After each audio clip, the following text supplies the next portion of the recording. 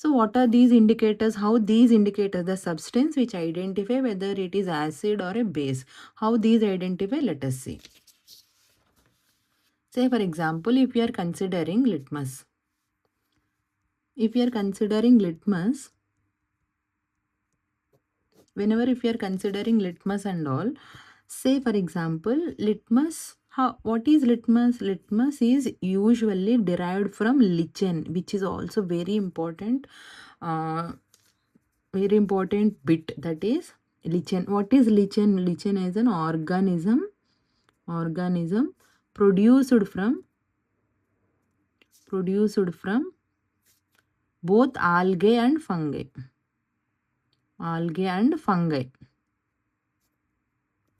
So it is basically an organism produced from algae and fungi. Then they'll take this lichen organism and then they'll dry it. They'll prepare this litmus. This powder onto the litmus filter paper.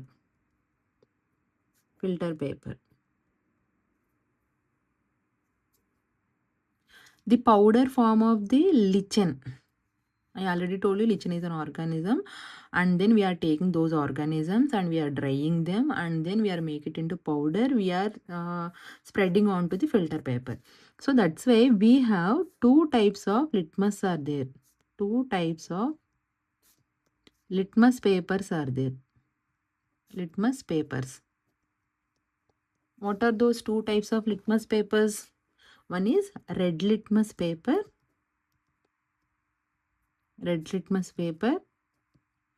Second one is blue litmus paper. Very, very important. We have red litmus and blue litmus paper.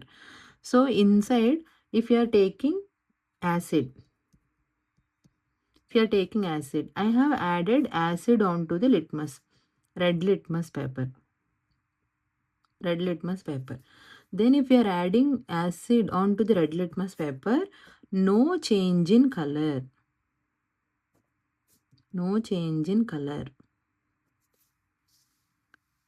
If we are adding acid to the blue litmus, if we are adding acid to the blue litmus, then blue litmus turns to red color. So whenever if we are taking blue litmus, if we drop 1 or 2 drops here and there on the filter paper, immediately it will change to the red color. So this identifies the given substance is acid. Similarly, if we are taking base, if we are added to the red litmus paper, then what happened? It turns blue, base turns red litmus to blue. It changes the color of red litmus to blue. So then we immediately identifies that the given substance is a base. Say for example, if you are adding base on blue litmus, then what happened? It no change in color. Because the litmus changes blue to red. Already if the litmus is red in color, that's when there is no change.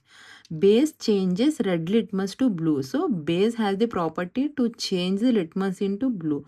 So if we take blue litmus, that's why there is no change in color.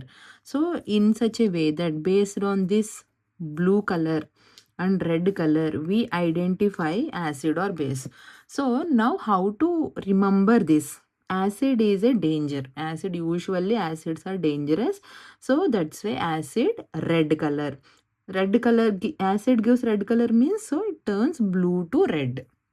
Base first letter is B and this is blue. So then base gives blue color means, how it gives blue color? Red litmus to blue color. So you can easily identify acid turns litmus paper to red. Which litmus paper? Blue litmus paper. So base turns the litmus paper to blue. Which litmus paper? Red litmus paper.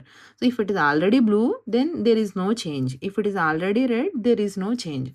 This is about the litmus.